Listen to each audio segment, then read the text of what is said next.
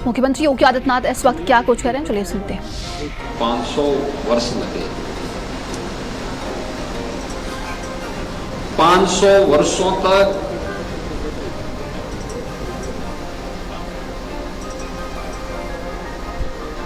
कोई एक धर्मावलंबी लगातार सम विषम परिस्थितियों में अपनी आस्था के लिए संघर्ष करे और अंततः विजयश्री प्राप्त करें। यह अयोध्या में आज रामलला के भव्य मंदिर और रामलला के मूर्ति प्राण प्रतिष्ठा कार्यक्रम के माध्यम से अयोध्या वासियों ने और सनातन धर्मावलंबियों ने करके दिखाया है। इतना बड़ा कार्य, लेकिन इस पूरे आंदोलन की नींव की पत्थर कौन थे?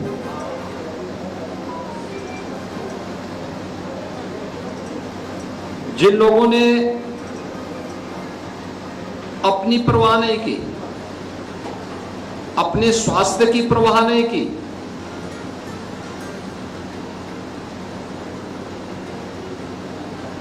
देश काल और परिस्थिति की सीमाओं का अतिक्रमण करते हुए जिनके जीवन का ध्येय बन गया था कि हर हाल में अयोध्या में श्री राम मंदिर का निर्माण करना है, और जिनके हर स्वर में एक ही बात गूंजती थी, जिनका एक मंत्र बन चुका था कि रामलला हम आएंगे, मंदिर वहीं बनाएंगे। उन पूज्य संतों की साधना और संघर्ष का परिणाम आज अयोध्या में भव्य राम मंदिर के रूप में हम सबको देखने को प्राप्त हो रहा है। और उस पूज्य संतों की परंपरा में यहां पर मुझे लंबे समय तक गोरक्षपीठ के कार्यक्रमों में जो सानिध्य प्राप्त होता था, तो जगत गुरु रामानंदाचार्य पूज्य स्वामी हरि आचार्य जी महाराज का सानिध्य गोरक्षपीठ से जुड़े हुए प्रत्येक कार्यक्रम में मुझे हर वर्ष प्राप्त होता था। उनमें विद्वता थी, मूल्यों और आदर्शों के प्रति जूझने की सामर्थ्य थी। श्री राम जन्मभूमि के लिए एक जज्बा था, लेकिन उतनी ही सहजता और सरलता के साथ, बिना किसी परवाह के जगत गुरु के प्रतिष्ठित पद पर विराजमान होने के बावजूद सनातन धर्म की एकता के लिए जहां कहीं भी एकता की बात आती थी, वे सहजता के साथ उस पूरे कार्यक्रम में अपनी सहभागिता सुनिश्चित करते थे। ऐसे पूज्य गुरुदेव जगत गुरु रामानंदाचार्य पूज्य आचार्य श्री हरि आचार्य जी महाराज की 17वीं पुण्यतिथि के कार्यक्रम में आज उनका पुण्य स्मरण करने और उनके से चरणों में नमन करने का एक सौभाग्य हम सबको प्राप्त हो रहा है। मैं इस अवसर पर पूज्य आचार्य के प्रति बड़ी विनम्रतापूर्ण तरीके से अपनी श्रद्धा सुमन अर्पित करते हुए उन्हें नमन करता हूं।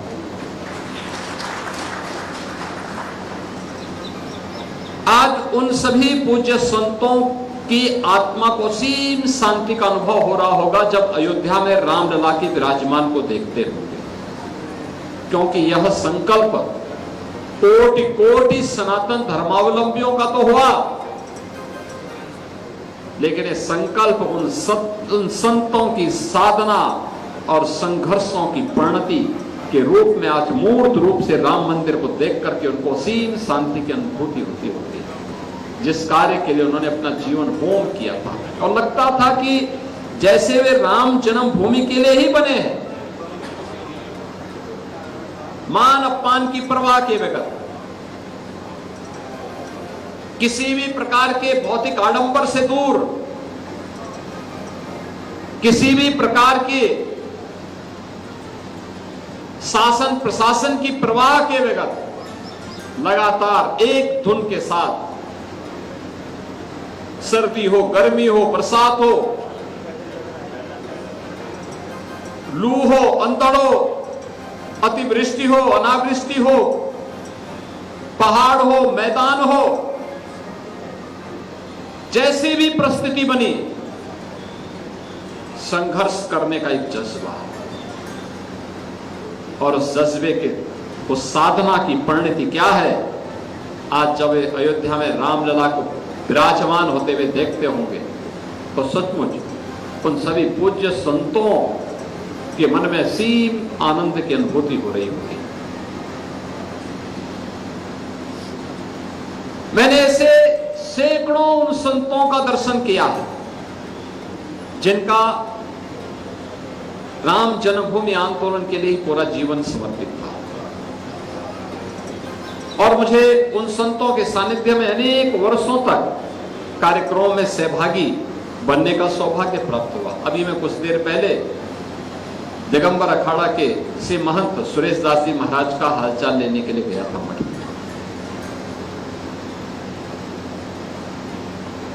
उनके पूज्य गुरुदेव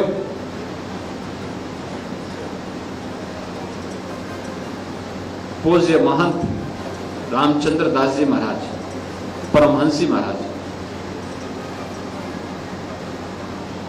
अंतिम समय में जब वह SCPGI में भर्ती थे, मेरे पूज्य गुरुदेव ने मुझे कहा कि भाई परमहंसी को जाके देख के आओ, वहां पे क्या स्थिति है, देखो क्या हाल है, क्या करना है, वहां पे व्यवस्था कराओ। मैं SCPGI गया और SCPGI में जाकर के मैंने हालचाल लिया, महाराज जी का संदेशा लिया। तो पूज्य महाराज जी ने भी एक ही बात कही, उन्होंने कहा कि एक ही इच्छा है जीवन में, और वह है कि अयोध्या में राम मंदिर बन जाए।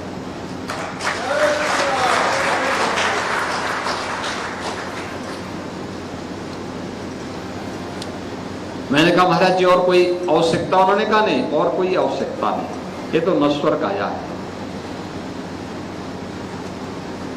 ये नश्वर काया है।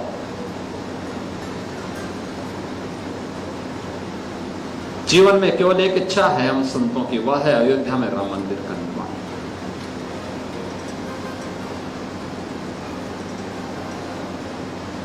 सुग्रीव किला के मोहन जी से मैं मुलाकात किया, उनसे अक्सर चर्चा करता था। उन्होंने भी एक ही बात कही, उन्होंने कहा जीवन की केवल एक इच्छा है, अयोध्या में राम जन्मभूमि पर भगवान राम का भव्य मंदिर का निर्माण हो जाए। मेरे पूज्य गुरुदेव की कल 11वीं पुण्यतिथि थी, और 11वीं पुण्यतिथि के अवसर पर जगत गुरु रामानंदाचार्य पूज्य स्वामी राम दिनेशाचार्य जी महाराज की ही श्रीमुख से वहां पर साप्ताहिक श्रीमद् भागवत महापुराण की कथा का आयोजन भी था। वे जब अंतिम समय में अस्वस्थ हुए तो उनसे पूछा गया, उनसे पूछ रहा था मैं, सरदेव अशोक सिंगल जी आए थे, तो अशोक जी को आधे घंटे तक देखते रहे। अंत में उन्होंने अशोक जी से कहा, अशोक जी बताओ राम मंदिर का निर्माण कब होगा? तो अशोक जी की आंखों में आंसू आ गए। उन्होंने कहा महाराज जी जरूर होगा। मैंने उनसे पूछा, मैंने कहा कोई बात, किसी प्रकार की कोई इच्छा, कोई अन्य चीज, कोई चीज मंगवानी? उन्होंने कहा नहीं, हम लोगों की कोई अपनी व्यक्तिगत इच्छा नहीं, एक ही इच्छा है, अयोध्या में राम लला विराजमान हो जाए, भव्य मंदिर का निर्माण हो जाए। आप सोचो ना, जिससे भी बातचीत करते थे अपने देश के लिए, अपने धर्म के लिए, अपने मानबिंदु के लिए,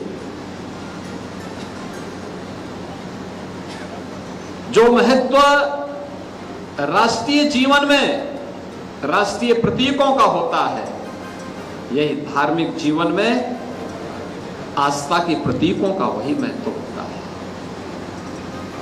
मंदिर है, अयोध्या है, काशी है, मथुरा है,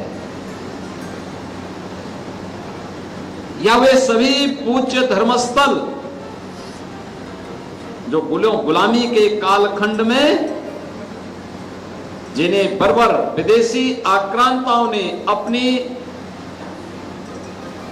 आक्रांत निगाहों से अपवित्र किया था, उनका ससम्मान, उनकी पुनर्प्रतिष्ठा का कार्यक्रम हो। यही तो इच्छा थी, यही संघर्ष था, उनकी पुनर्प्रतिष्ठा के कार्यक्रम को सकुशल हम संपन्न कर सके। अविरल गंगा, निर्मल गंगा के दर्शन हर भारतीय को हो सके, हमारी नदी परंपरा फिर से पुनर्जीवित होकर के सस्य श्यामला इस पावन धरा को फिर से सोना उगलने वाली धरती के रूप में स्थापित करके सोने की चिड़िया बना ले। नित्य गायत्री की वंदना हर सनातन धर्मावलंबी के घर में हो। गो पूजा का कार्यक्रम, गो सेवा का कार्यक्रम हर सनातन धर्मावलंबी के घर में हो। ये हर सनातन धर्मावलंबी का संकल्प बनना चाहिए। हर सनातन धर्मावलंबी का यह संकल्प बनना चाहिए कि अगर सनातन धर्म के इन प्रतीकों और इन मान बिंदुओं की पुनर्स्थापना के कार्यक्रम को हम संपन्न कर रहे हैं, तो हमें अपने राष्ट्रीय प्रतीकों का भी सम्मान करना होगा। हर घर पे तिरंगा दिखना चाहिए। भारत के संविधान के प्रति भारत के हर नागरिक के मन में सम्मान का भाव होना चाहिए। और भारत और भारतीयता के लिए जिस भी महापुरुष ने, जिस भी क्रांतिकारी ने, जिस भी स्वतंत्रता संग्राम सेनानी ने और देश की सेनाओं के साथ देश की रक्षा के लिए समर्पण के भाव के साथ कार्य करने वाले जिन जवानों ने योगदान किया है, उन सब के प्रति हमारे मन में श्रद्धा और सम्मान का भाव होगा।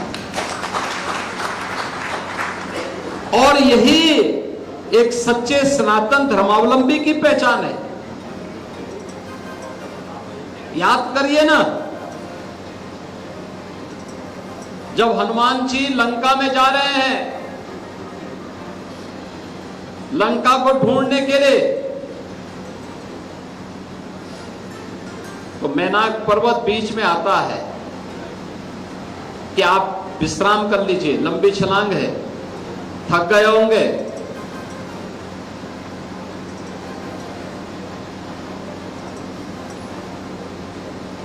हनुमान जी तो कहते हैं कि राम काज कीने बिना मोई कहां विश्राम, मैं राम काज किए बगैर मुझे विश्राम कहां से है।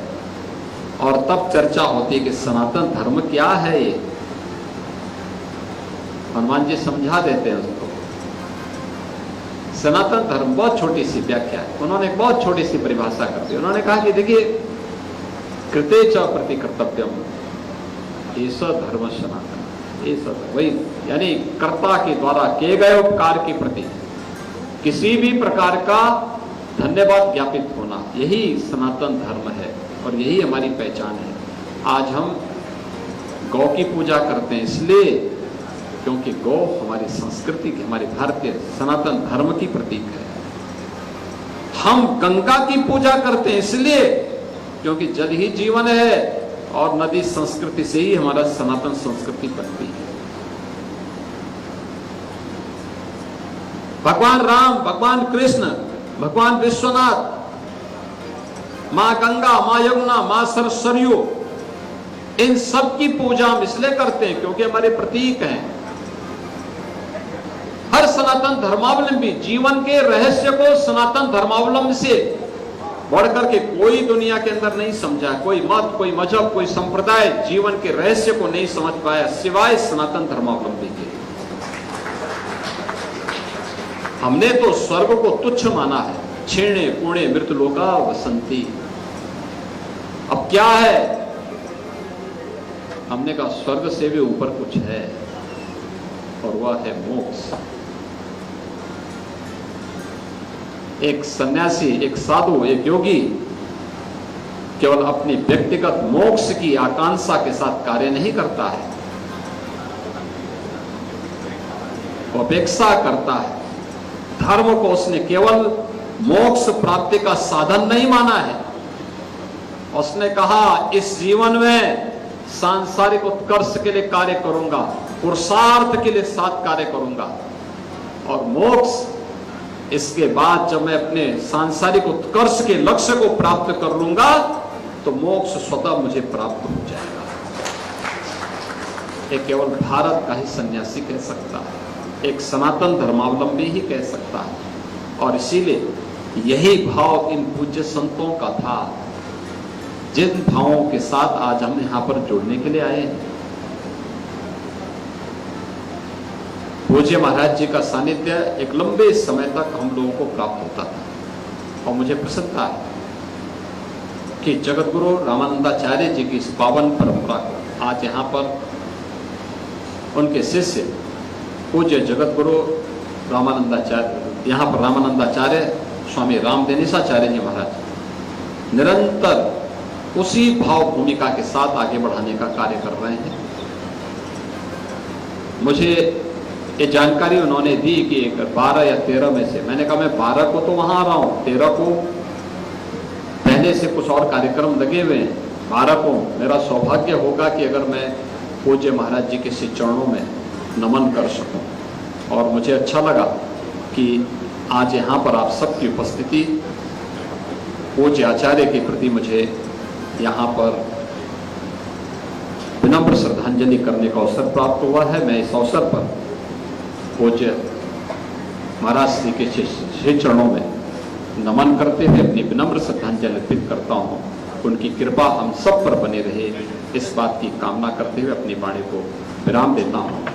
आप सब मेरे साथ बोलेंगे, बोले सत्य सनातन धर्म की, सत्य सनातन धर्म की, भारत माता की।